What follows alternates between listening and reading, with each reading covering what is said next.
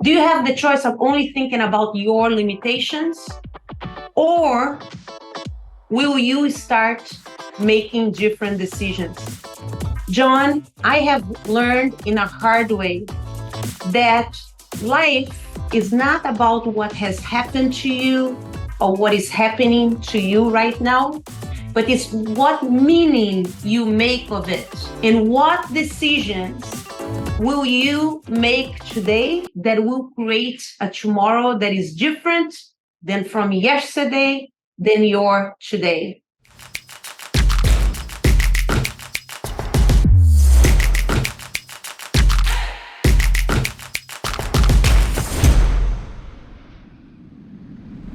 On this episode of the Creator Community, we'll meet Paula Melo Doroff, a Wall Street executive turned life design strategist and speaker. We'll hear Paula's story of growing up illiterate in Brazil and how she created her own path to Wall Street and coaching. After finding a way to owning her truth and making a decision to run away from a life of poverty and creating a new roadmap for herself. We'll follow Paula's journey that led her to running a marathon and climbing Mount Kilimanjaro and the key lessons she learned from those experiences. We'll also hear Paula's step to getting unstuck from any situation and how our greatest opportunities lie just on the other side of fear and how we just need to make one decision to overcome that obstacle. We'll hear how all this led Paula to writing her first book in her second language, One Decision Away, Key Principles to Create What You Want in Life and Work. Check out the show. Welcome to the Creator Community. This is a podcast from book publisher New Degree Press, or NDP. I'm your host, John Saunders. This show is designed to celebrate, elevate, and showcase many of the incredible authors that have published their books with NDP. In the show, we'll learn about the authors, their books, as well as their journeys to becoming authors. This year, NDP will cross over 1,500 published authors from 6 continents and earn the 293rd spot on the Inc. 5000 list. This is the fastest growing privately held companies in America. If you've ever thought of writing a book but weren't sure where to start or finish, visit creator.institute to learn more. This is episode 8 of season 5, and today I have with me Paula Melo Doroff. Paula spent 20 very successful years in corporate America working as a vice president for some of the world's most powerful companies. A tough task considering Paula came to this country in her mid-20s without speaking English and only a middle school education. After her successful career on Wall Street, Paula made the bold decision to leave her career that defined her success to dedicate the rest of her life to fulfill her purpose in life as a career and life strategist who helps high-achieving professionals and leaders find their path to more meaningful and authentic lives without having to quit their jobs. She is a professional certified coach by the International Coaching Federation and a certified positive intelligence coach. Paula is a lifelong learner driven by her desire to become the best possible version of herself and to help others do the same. She's passionate about personal leadership, high performance habits, and positive intelligence. An avid traveler who enjoys meeting new people and volunteering, Paula lives in Minnesota with her husband and 2 teenage boys, along with her dog, Nina. She can be reached at pauladoroff.com. Paula, great to see you. Welcome to the show. Thank you, John. I am so thrilled to be here. It's a pleasure to have you. I've been waiting for this interview for so long. I'm glad this day is finally here. Me too. Before we get into the book, Paula, I think it's always interesting for listeners to hear, what does an author journey look like? How do you take an idea and turn it into a book? What was that like for you? It was a journey. John, I grew up in poverty in Brazil. My grandmother who raised me, she was illiterate, and she is illiterate. My parents were not part of my life. I never met my birth father, and to this day, I have no idea who he is. The grandmother who raised me always made me feel like I was a burden. And from an early age, she made me believe that nothing good was ever going to come out of me. So a book was not in the cards for me. In our house, there were no books. Even at school, all we had were notebooks and pencils. So by the time I was able to read my first book, I was already 17 years old. I felt trapped in a life of rejection and sadness. And I must add that the whole idea of writing a book in English, it was very intimidating to me. So when I heard about New Degree Press program and the work that Professor is doing, I could not believe that someone like me and my background would have a shot in writing a book someday. And I have to thank my friend and fellow coach, Sylvia Demat, for making me aware of this program in the first place. And I remember the night before my call, John, with Professor Custer, I was like very nervous because here I was about to have a call with this highly regarded top professor from Georgetown University. And we had a conversation. He was so down to earth, great. He not only helped me get clear about what the topic of my book should be about, considering my mission that I want to help as many people as I possibly can be the best that they can be. But he also made me aware of the tremendous resources that New Degree Press offers, including weekly accountability with an editor, access to top book strategists like yourself. You have been so helpful to me. And all of those resources help authors like me with a dream to be able to go from a dream to be able to hold their book in their hands in less than 12 months. My book is not yet here, John, but in a few weeks, I will finally be able to achieve this lifelong dream. Unbelievable. And your book, One Decision Away, Key Principles to Create What You Want in Life and Work, will be available this September 2022, wherever you buy books online. Well, what an unbelievable origin story you have, Paula. It's hard for, I think, many listeners to even imagine growing up in that environment, not knowing your mother wasn't really in the picture, and your grandmother often making you think you're not good enough or you can't do this is kind of what I'm hearing. That's incredible.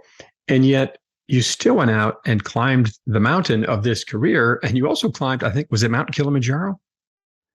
Yes, back in 2017.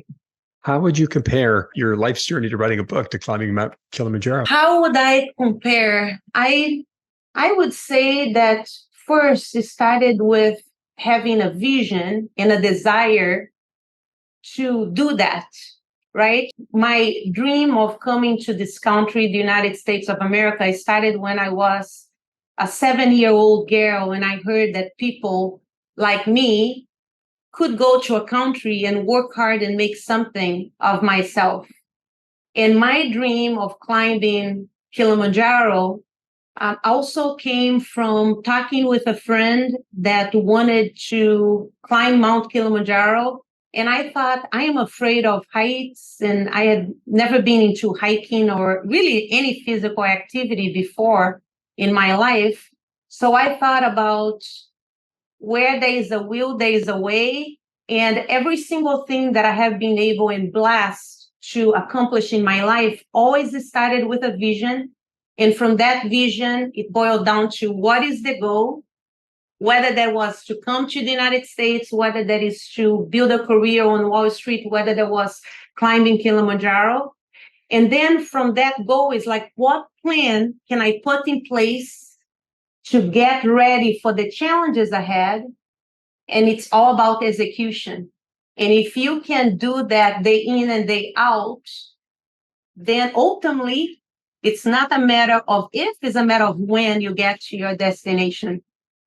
Vision, planning, and execution. I mean, I love that. Sounds so simple, but those 3 steps are often, particularly the execution piece, what hold people back, because there's always challenges along the way, right? It's never a straight line. It's never as simple as it seems.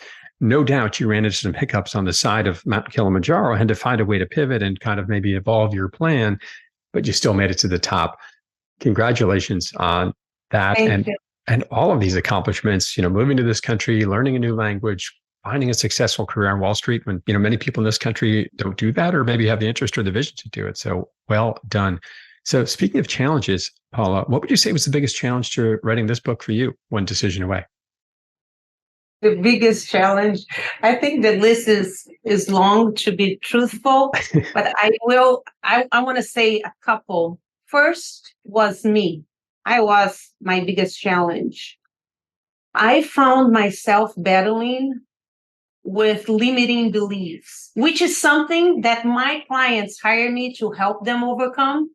And there was this part of me, John, that would say, Paula, who you think you are? Your English is horrible. You've never taken an English class. Nobody's going to read your book. Nobody's going to buy your book. Thankfully, because of my coaching training, I was able to take my own medicine. But the biggest challenge, it was me. The second thing is time. I'm a busy person. I have 2 kids. I have a busy coaching practice. So there was this part of me that is like, how in the world I will find the time? And then what I realized is that the times in my life that I accomplished the most were the times that I was the busiest. And Jim Rohn has a quote, and he's someone that I consider a mentor. He's no longer alive, unfortunately.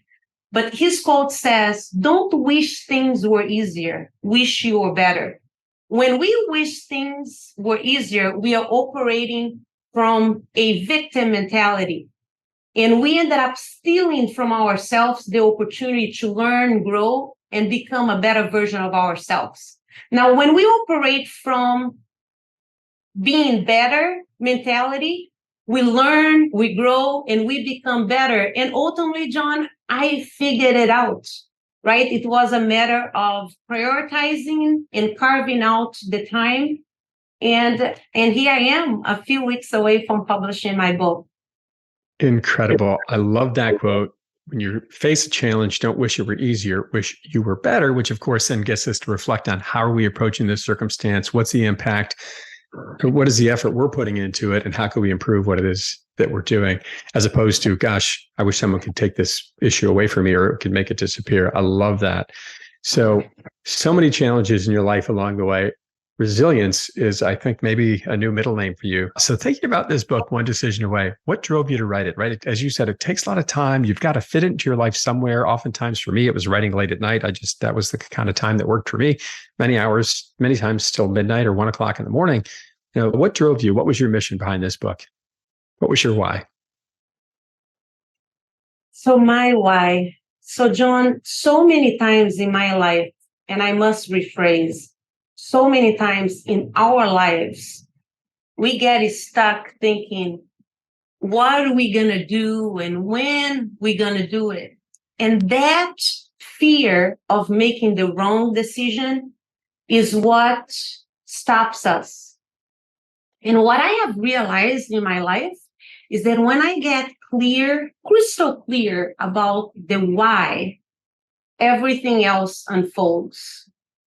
So when I reflect in my own life, John, and I come to this place that here I am speaking with you, my why is that I truly believe to my core that my story can help others. When I reflect back in my own life, there were 2 very distinct phases that I found myself in, excluding the first traumatic 18 years of my life.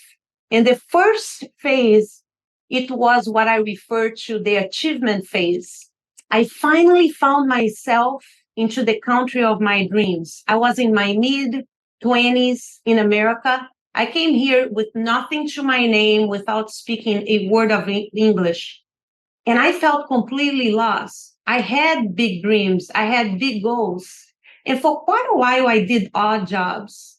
And then when my English got good enough, I was able to land a job as a receptionist at a small office. But even at that time, I'm like, how am I going to make it in a very competitive country like America? And also in a very competitive industry like financial services and Wall Street.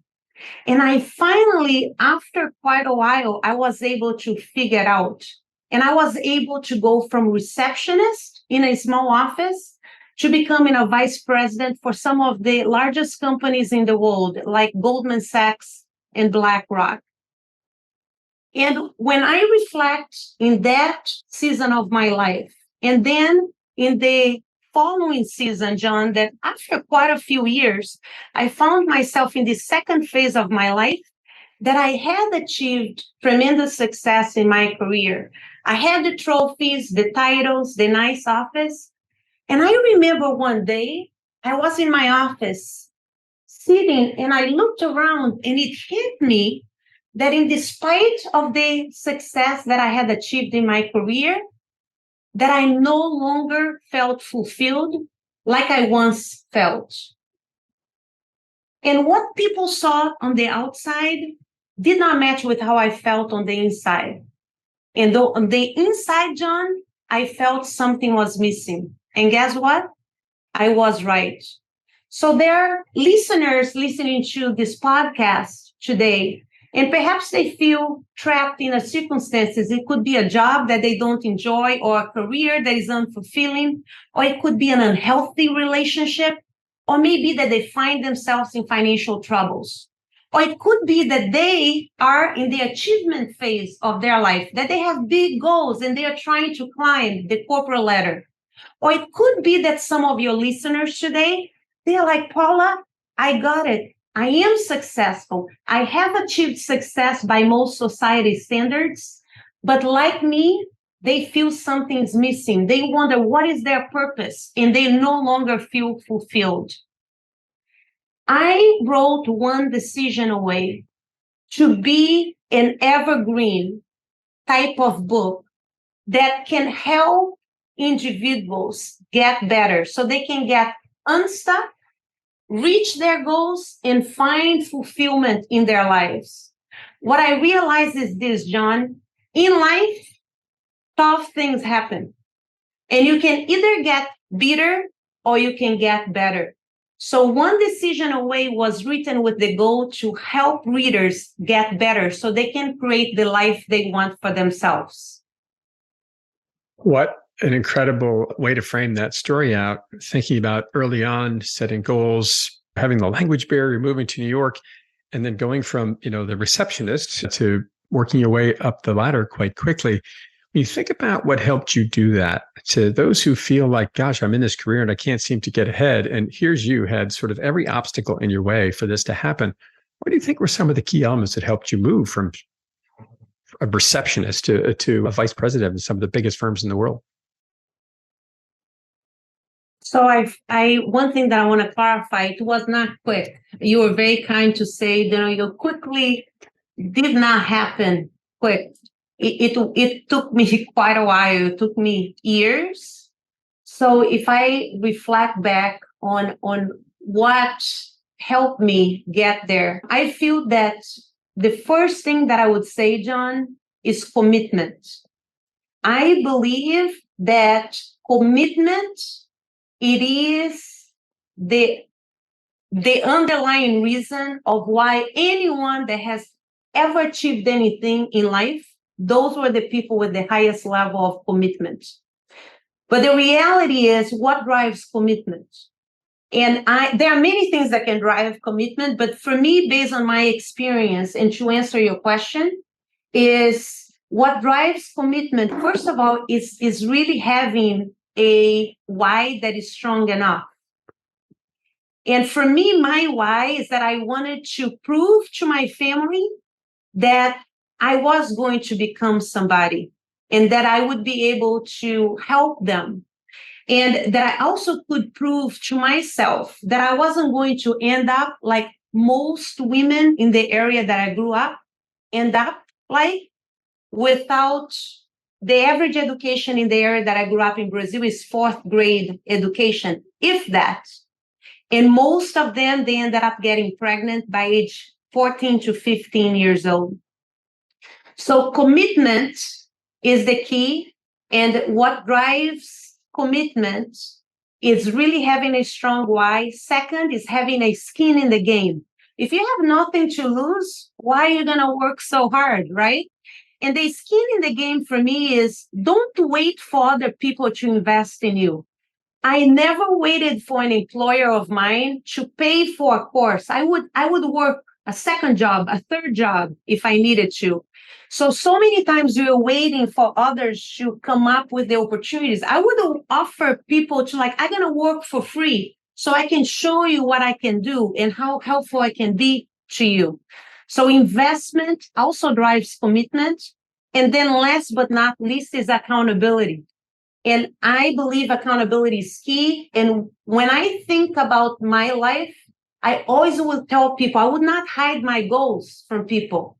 I would say, this is my goal. I want to get promoted to this role, or I want to do this and I want to do that. And somehow people would orchestrate, even if I did not have the ability to achieve what I was telling them I wanted to achieve, but somehow the universe, God, and those individuals would orchestrate and help me be clear about what I needed to do so I could get there. So commitment, John, it was the key reason. And then what drove me to stay committed. Really, so many powerful messages in there, Paula, about the big one that catches my ear is, control the controllables and don't wait for somebody else to create this opportunity set for you. Go out and take it. One of my favorite thoughts I often share with people is, activity breeds activity. And here you were, instead of sitting there waiting for your boss to come say, oh, you're amazing, Paula, we're going to promote you. You went out, got designations, took on greater responsibilities, and continue to grow yourself. And that way, what that does for you is it makes you a low risk promotion for others, right? Because they're seeing you already take on these new responsibilities and roles and proving that you can handle them, even though you're not getting paid for them at that point in time, right? I love that. Low risk.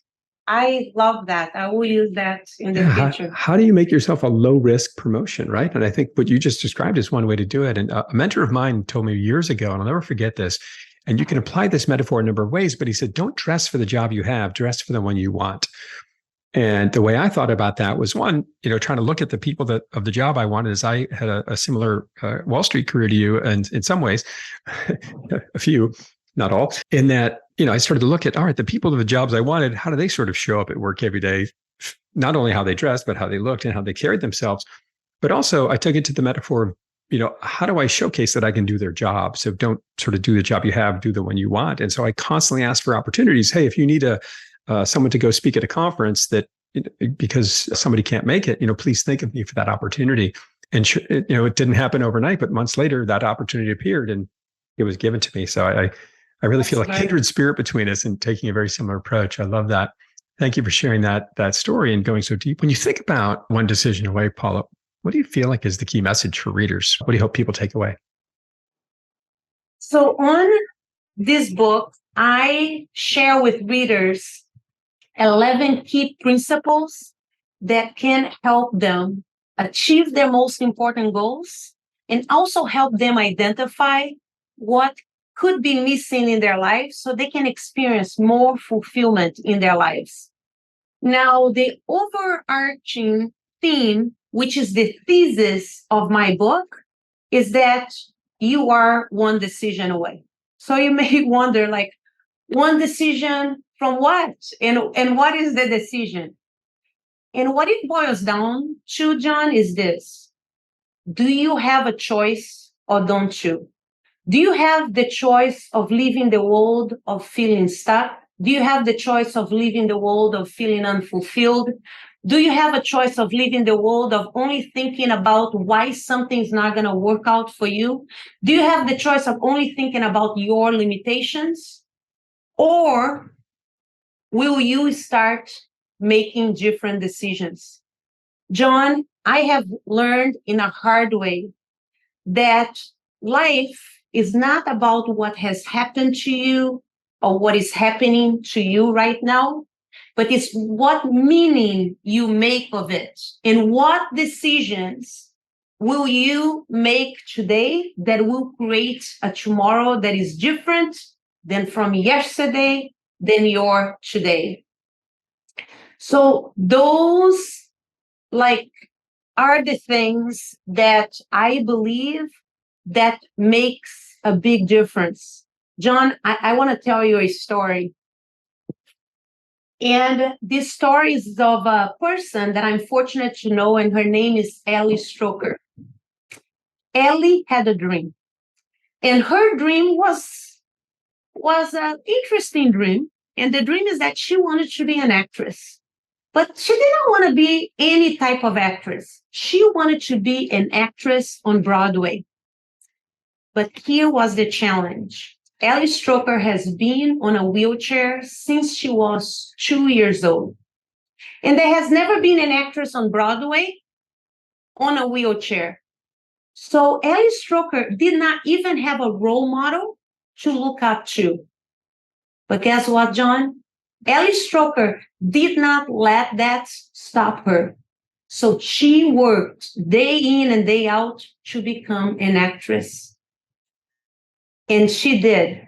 She not only has been in several plays on Broadway, but then in 2019, John, she won the Tony Award for Best Performing Actress on a Broadway show. And that award has never been given to anyone with a disability.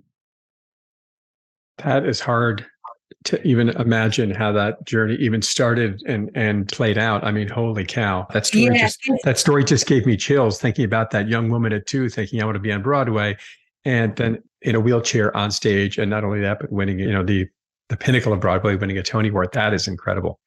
It is, John. It's like every time I hear the story or I read, you can Google her name. And every time I tell the story, I get goosebumps myself. And this only was able to happen, John, is because Ellie Stroker made the decision that a wheelchair was not going to define her destiny. You and I and every person listening to this podcast, John, we have exactly the same choice, and no one can take that away from us. And I truly believe that as we go through difficult times in life, we need to be asking ourselves, will the pain of getting myself out of this situation, will that pain be less than the pain of being stuck in the situation that you find yourself in? Ellie Stroker, it was not easy, right? And what I just said, it's hard, right? To get out or stay in it. But she assessed her situation and she knew that the pain of staying in a situation that she never fought for her dreams and did not even try, that would be a worse outcome. And we need to make the same decisions. Will the pain of getting out of it be less than the pain of staying in it? And if you don't have wow, that is such an incredible story. And I love the way you think about framing that, right? Balancing out the pain. And if you know this circumstance better than you, someone who ran away from home at 15 years old, talk about trading pain, right? The circumstance you were living in was so painful, you felt complete uncertainty was a better outcome, but you made that one decision. Of course, here you are now, and a little story. When you think about growing up, Paula, what's one lesson you wish, or one thing you knew earlier on in life that you feel would benefit our listeners, that you wish you knew then? I wish I knew then, I would say the first thing when I reflect in my life right now, and this reflects even going back in the last 48 years of my life, is, and John, I would say 2 quick things, because those 2 things, those are the 2 biggest things that I wish I had learned. The first thing, it is that the road to fulfillment is not necessarily the same road to achievement. In other words, whatever tools we use and processes that we use to achieve our goals may not necessarily be the same tools that you need to utilize to find your purpose and achieve fulfillment in your life. And John, I heard that the hard way. And in some ways, it's like you will not paint a wall with a hammer. And when you do, is going to be frustrating and costly. And so many times, what I see with high achievers is that we are trying to find fulfillment, but we are tapping into the same tools that we use to achieve professional success. And that quite often doesn't work. The second thing that I wish I had learned is about the importance of mental fitness. Our thoughts, our minds, John, they are the root cause of disease, stress, lack of confidence. And our minds can be our best friend, but it also can be a weapon of mass destruction. Early on in life, we learn about the importance of physical fitness and the positive impacts that it can have on our overall health. But no one teaches in schools and even in academic institutions about how our minds will be often what's going to prevent us from achieving our goals, feeling confident, and feeling fulfilled. And it wasn't until I learned about the work that Dr. Shizard Sharmin from Stanford University does and his breakthrough research on positive intelligence. I personally had never taken mental fitness, training my mind as a core component of my personal and professional development.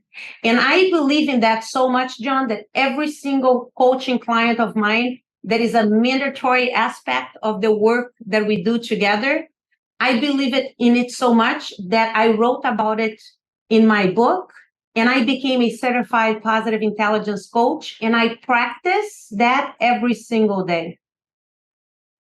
I really like this metaphor you created about this to help illustrate the point of the tools that got us to where we are in quote unquote fulfillment in our professional careers won't help us in all aspects of our lives. And this metaphor you used of trying to paint a wall with a hammer, I think we could all see that and why it wouldn't work. Where did you find that awareness in your life? Can you take us back to that moment or maybe it probably happened over time, but where did you start to have that awareness for yourself that you couldn't paint a wall with a hammer? Yes, I felt that I have been someone, and I think maybe because of my background, that I really battled with confidence, right? Because I always felt there's always someone that has a better family and for sure, they have a better education than me. And I felt that what was the controllables in my life is that I will always work harder than anyone else. And I will study for different certifications. My educational path was not the traditional one, right? Like in America, that you go to college, and so on. So for me, I felt that achievement, always having a goal and always achieving things, was the route that I would stand out and I would feel great about myself, that I'm like, oh my gosh, that is great. I accomplished this and that and promotions at work and running marathons and like, oh my gosh, I cannot believe.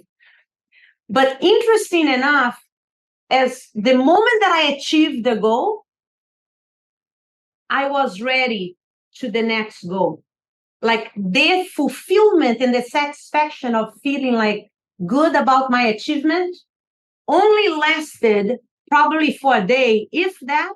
And then I was already thinking about my gap. What is missing? What else do I need to do?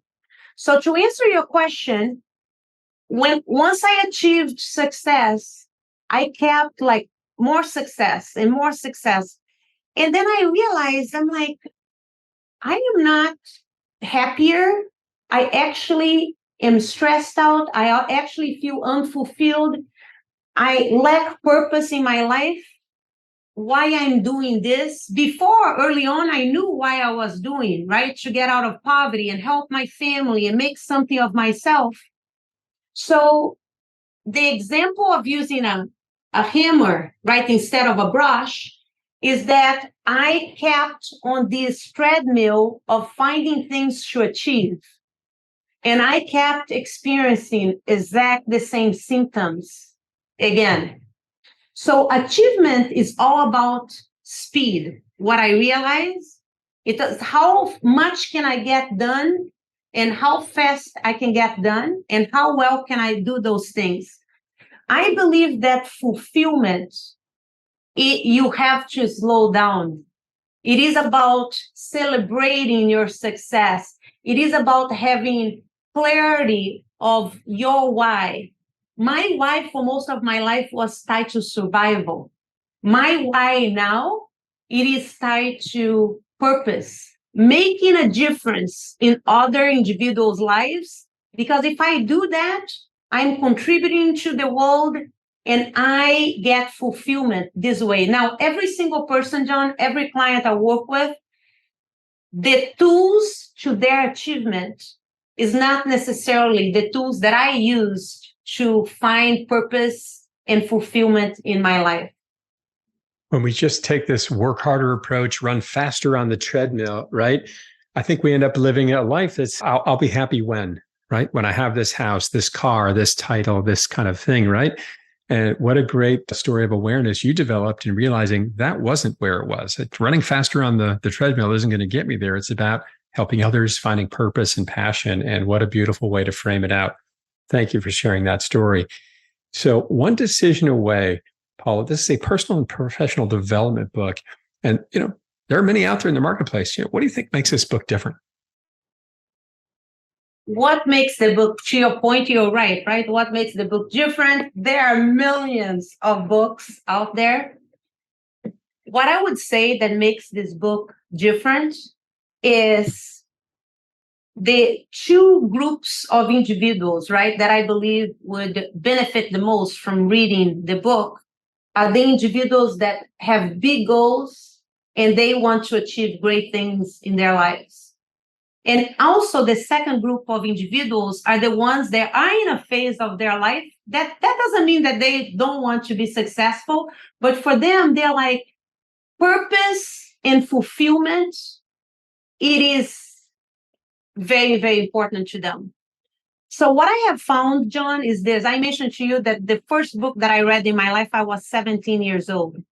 But I will tell you, I have read thousands of books since then because I became an avid reader.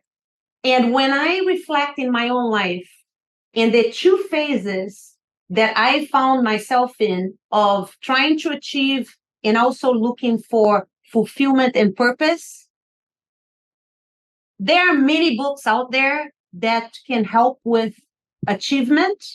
And there's so many books that can help with all sorts of needs. But I could not find a book that would be one book, one decision of reading that one book, but that would give you access to many different solutions.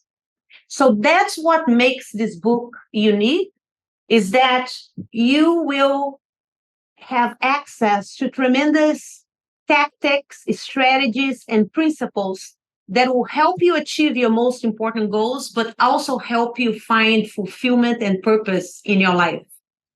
You really make me think of your question? Absolutely. And what I'm picturing is this Venn diagram, right? One has achievement, one is fulfillment. And where do those two things overlap and helping you find that place? Because that's where magic can really happen. Having the results you want out of life, but they're probably not going to really show up for you in a meaningful way unless it also, whatever you're doing is also creating fulfillment in your life. What a great way to pull those two things together. We've talked about all these accomplishments you've done, this incredible amount of hurdles you had to cross to get to where you are in life, the language barriers, education barriers, running away from home, but also running marathons, having a vision, setting big goals, having run a big relay race. I think I read in one of your stories, and of course, climbing the tallest mountain in Africa. When you think about those big challenges you've come across, not only in your personal life, but then these challenges you've set for yourself and these goals you've set for yourself and overcome. What do you think you learned from those experiences, setting big goals and getting past them? I would say I learned a lot, but among the things that I learned would be, one is never too late. And there are so many people I see that they feel, sometimes I hear people there in their 20s saying, I feel it's too late, or people in their 60s, I feel that it's too late. And like one example is like, I had never ran in my life. I grew up with there's no physical activity in the area that I grew up in. Even in school, there was no physical activity.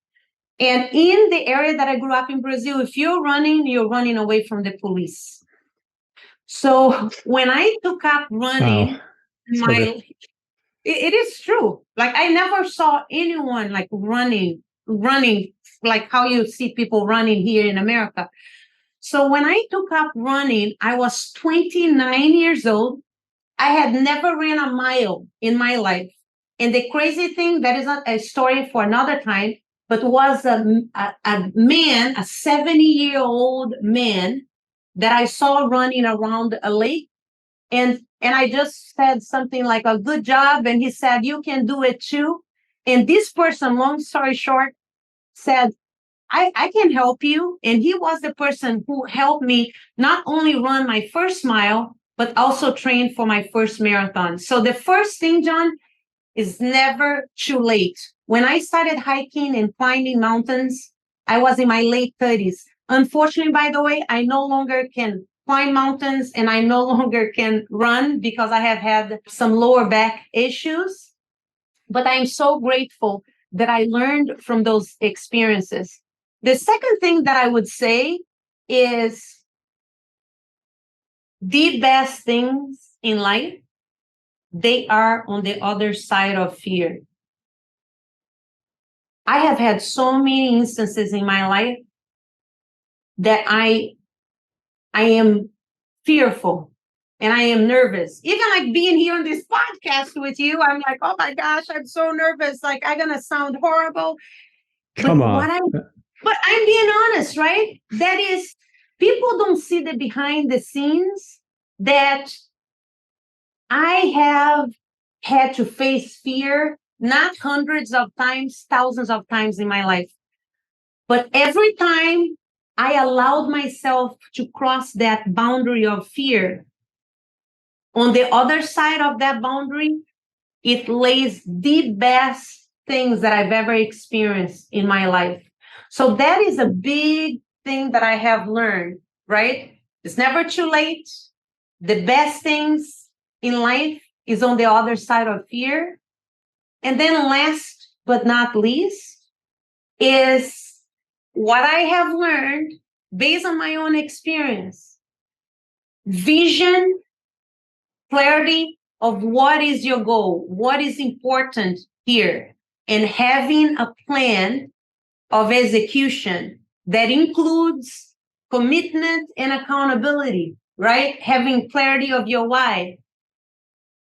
Nothing of those things in my life, professionally and physically with marathons, that never would have happened without those things being in place.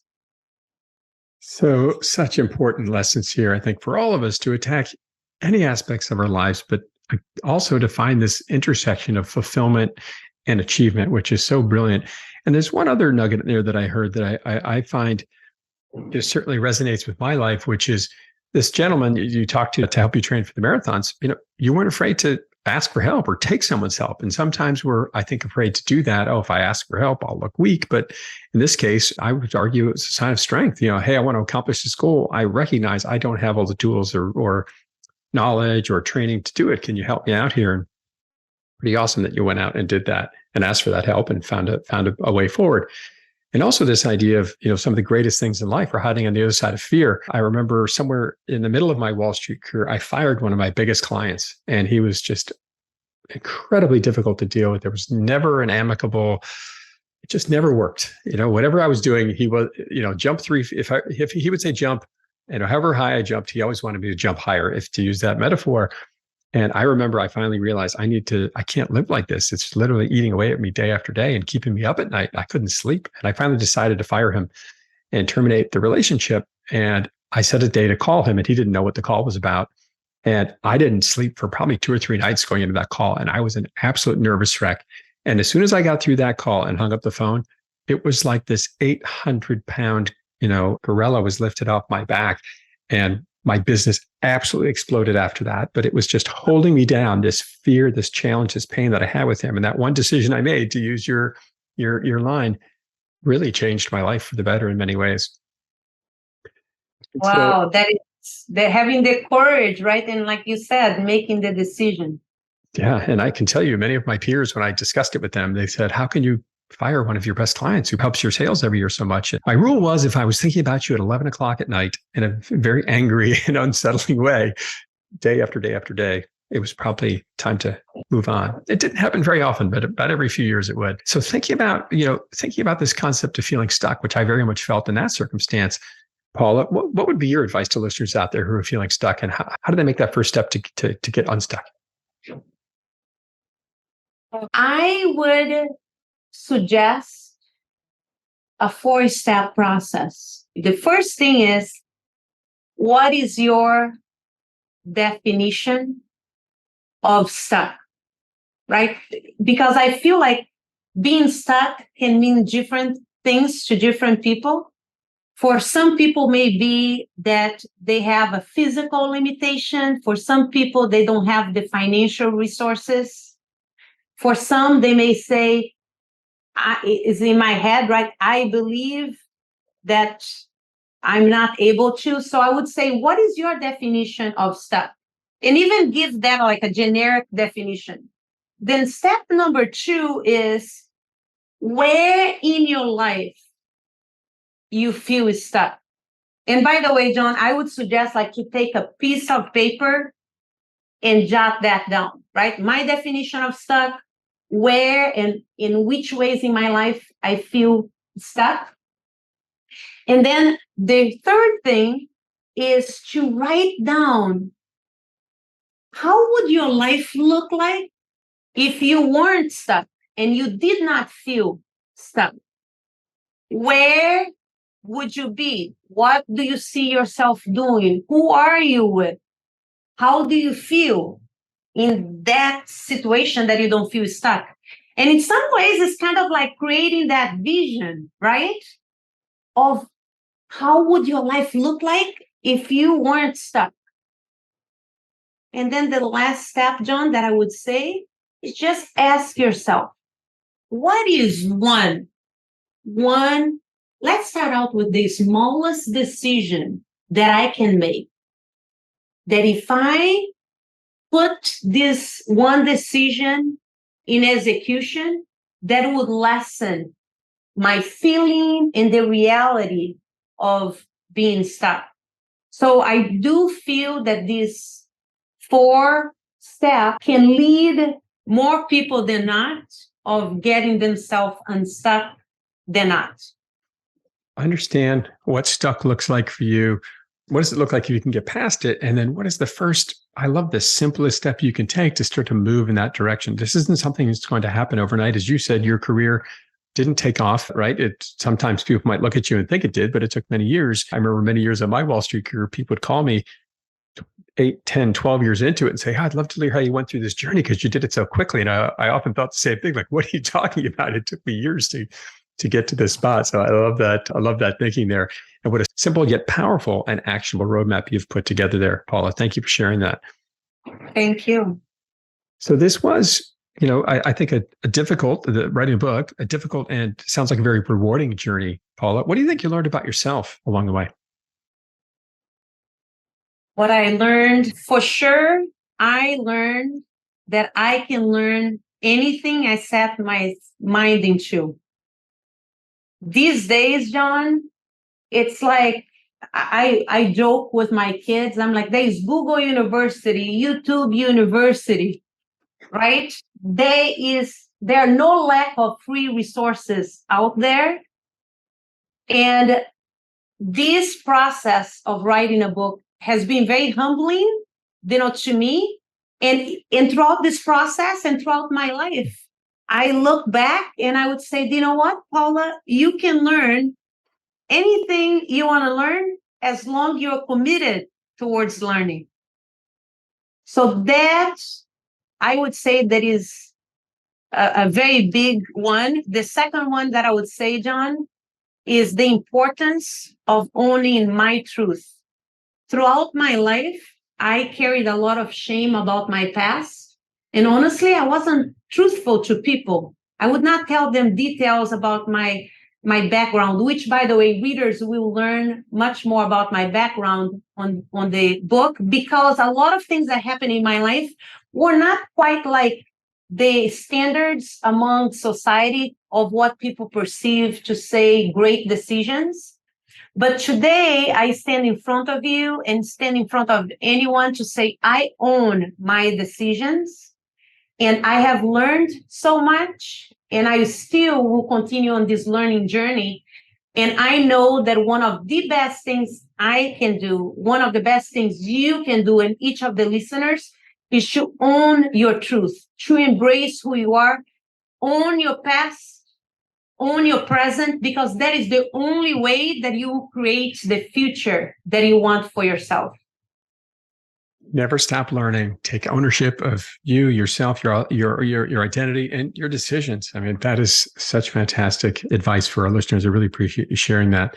So, looking ahead, Paula, right? You talked about the past and the present and defining your future.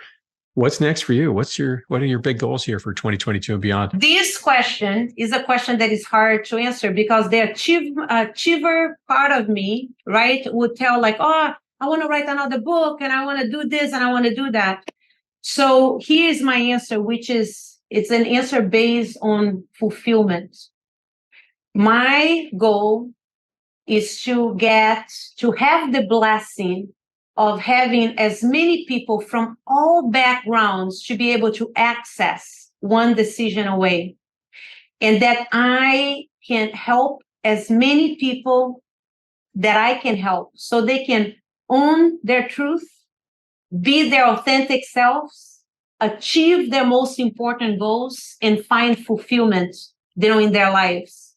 And I also want to make sure, John, that I enjoy this massive achievement that is writing this book, and I'm not quickly coming up with, this is what I'm going to do next. This is so big, and the responsibility that I have, the mission that I am on of helping as many people as I can be the best that they can be, it's something that I want to make sure that I don't distract myself from that mission by adding too many other goals that I will be working on in the next few months and couple of years. So I want to stay present and really help as many people as I can with the message that is in the one decision away. Be present, enjoy the moment. Don't keep setting goals for yourself. Enjoy the journey as you can. What a beautiful message in One Decision Away. Key principles to create what you want in life and work, which is out this fall, September 22, wherever you buy books online. Paula, amazing story. If people want to learn more about you, where might they go? You and your book. Yes, pauladoroff.com. And thank you so much for having me, John. And thank you for the tremendous role that you have played in guiding me in publishing my book. You are too kind and a model of execution. And one story I should share with our listeners is that part of this author journey is going through a pre-sale, and you had one of the most successful pre-sales of this program in the history of 1,500 authors, raising over $33,000. So that was quite an accomplishment. So continue to revel in that accomplishment. That was extraordinary. Now, soon you'll be holding on to your book and signing it for all your pre-sale buyers. Absolutely incredible. It turns out you and I aren't the only two people that are really excited about your book out there. I want to share a quick quote with our listeners that someone shared for your book. Tal Ben-Shahar, PhD, New York Times bestselling author of Happier. He said, Paula Doroff's heroic journey can help us become heroes in our journey, replete with fascinating stories, inspiring wisdom, and deep insights. One Decision Away is a must read. How did that quote make you feel when you got that from Mr. Ben-Shahar? Oh my gosh, I cried. This gentleman, he created two of the most successful courses in Harvard's history. He is incredible. He has taught at Harvard for many years and at Columbia University. And I was a student of them, not at those Ivy League schools, but I studied under him. He is the founder of the Happiness Studies Academy, where I studied for a year under his guidance and leadership. So when I received that from him, I cried. I was so touched by his support. That's must have been really special for someone you had that connection with on a professional and educational level, and then saw your book and gave you this brilliant quote. Well, Paula, amazing to hear your story. Thank you so much for sharing it with our listeners. Go out and get your copy of Paula's book. Should be available today by the time this episode gets out. Thank you so much for being a part of the creator community, Paula, and bringing us your story. Thank you. Thank you so much for having me. Pleasure is all mine. Don't forget to subscribe to the Creator Community channel on your favorite podcast platform. We're available on all the platforms. If you enjoyed the episode, do please share us a review on YouTube, Apple, Spotify. And if you're ready to write your book, visit creator.institute to learn more about the fall cohort. I'm your host of the Creator Community, John Saunders. Keep moving forward.